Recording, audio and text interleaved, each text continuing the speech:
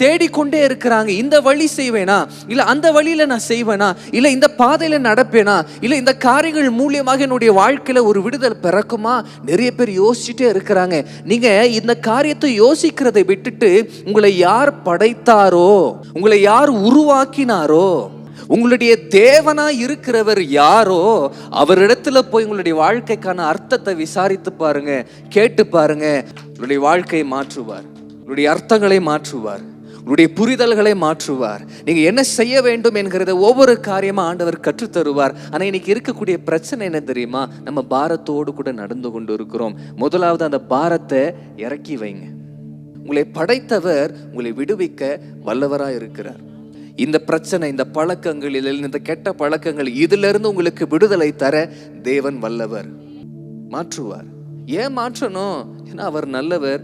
இயேசு உங்களை நேசிக்கிறார்.